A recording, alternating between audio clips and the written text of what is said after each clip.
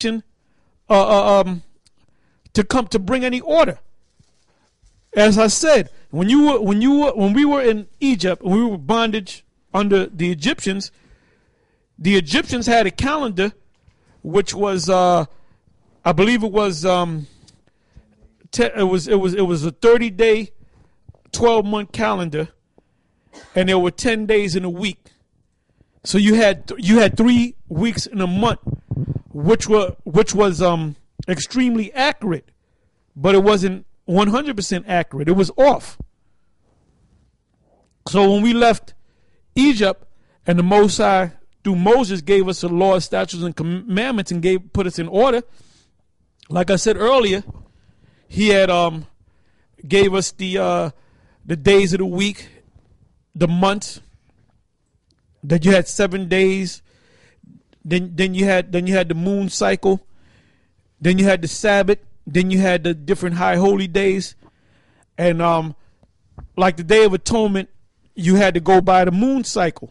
When that moon came in, which is the 7th moon of that cycle for the whole year, it was 9 days at evening, which is the 10th day.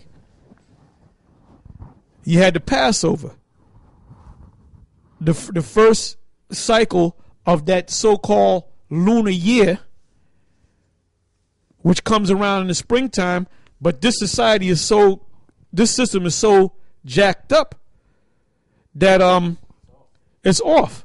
You know, guys were talking about we had the Passover in February. Well, Arianim had the Passover in February. Now, this year we can have it in March because the calendar's all messed up. When everything's going to come back in order is when we get back into the kingdom. Everything's going to be aligned correctly. So when we were under bondage among the Egyptians, we went by a 10-day week. We ate their food. Give me that scripture where it says about the cucumbers, the leeks, because they got accustomed, to somewhat living like the Egyptians. That's why they gave Moses a hard time leaving Egypt, because just like you got our people in this society, you are still slaves in this society, but you have some jakes that have good positions. They kind of like being a slave, man.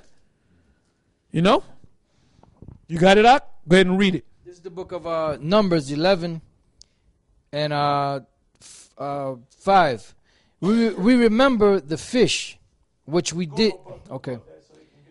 Numbers 11 and 4. And the mixed multitude that was among them fell a-lusting, and the children of Israel also wept again and said, who shall give us flesh to eat? Oh, the mixed multitude. The mixed multitude is referring to there were other Hamitic peoples that left out of Egypt with us. Some were Canaanites and other Hamitic nations, all right? Now, what they were doing, they were talking shit. Because they weren't the children of Israel. And within that 40-year period, man, the Most High had to weed all of those heathens out of there, man. Because when we went into Jerusalem to build Jerusalem up, they were all Israelites. Right, it says, the children of Israel also wept again and said, who shall give us flesh to eat? We remember the fish which we did eat in Egypt freely, the cucumbers and the melons and the leeks and the onions and the garlic. But now our soul is dried away. There is nothing at all beside this manna before our eyes.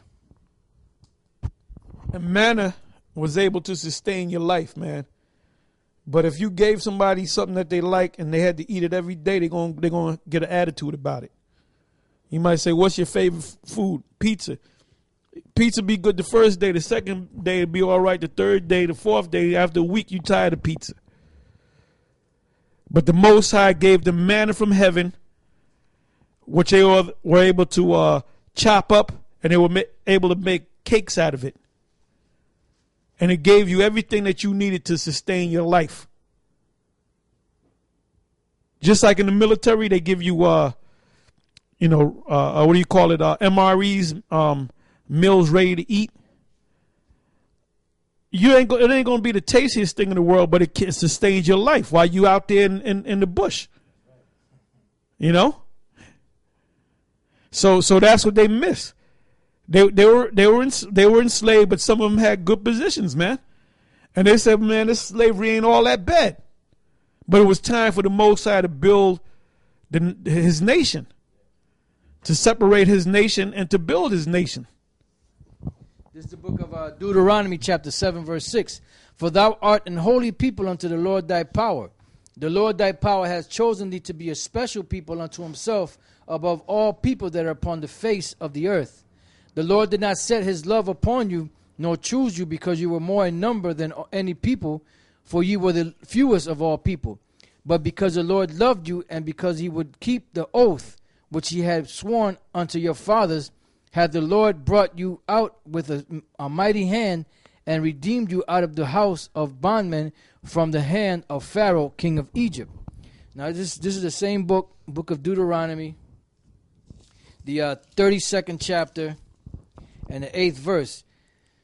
It says, when the Most High divided to the nations their inheritance, when he separated the sons of Adam, he set the bounds of the people according to the number of the children of Israel. Because as the Apostle Torah was saying earlier, basically he was saying that the other nations got their lands, the landmass or their inheritance first, and then we got our inheritance later.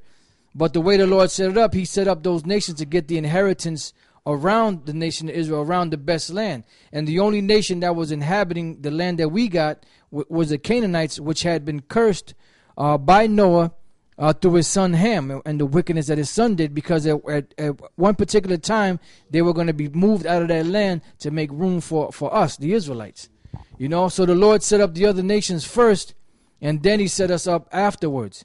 But he gave us the best portion of land. And that's the best portion of land, Palestine, Israel. What the so-called scholars call the Fertile Crescent. Going up towards Syria,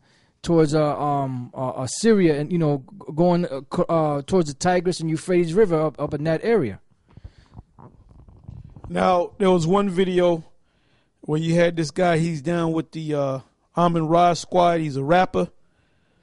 I mean, I don't keep up with the hip hop world, But he had mentioned something about Abraham and Abraham's father, and that they were in the Ur of the Chaldee and they worship. He went all into Il Nana, the goddess of. Il Nana goes back to goes back to Ur, Semiramis, because they keep changing the name. Because they were taught that. The Illuminati taught them to say that, just like Missy Elliott did a song called "Get Your Freak On," and it's spelled U-R, which goes back to Ur. She said, "Get your freak on." All right. So basically, they'll play on words, but it's the Illuminati that gives them the words, and they'll say, put lyrics to it, and let's put a beat to it. That chick, what's her name? The Bajan chick, the singer, non-singer. Yeah, Chris Brown's woman. Chris Brown's ex-lady. What's her name? Rihanna. She did a song called "Na Na Oh Na," something like that. Which goes back to Nana, Il Nana. Which is basically the name of these different deities. Matter of fact, I think I got that book. Somebody put it in there, man. I got it. Put in You got the mic right there. Either Il Nana or Nana. Now we got this. Go ahead. And he was right when he said that. He said that Abraham and his father Terah and along with his sons, they were in Ur and they were worshiping them gods. And you're correct on that. But guess what? The Most High brought him out of that, man. It says Genesis 11:31. It says in Terah, which was Abram's father, because he was known as Abram at that time. Abram meaning exalted father. All right, Abba father, Ram meaning exalted. And Terah took Abram his son, and Lot the son. Remember his nephew Lot, and Lot the son of Haran, his son's son, and Sarai, which in the Hebrew is Sharayah, which means Shah is prince.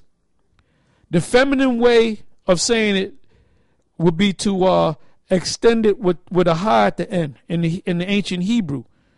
Shara would mean princess. So Shara is the feminine way of saying prince. All right? Now it's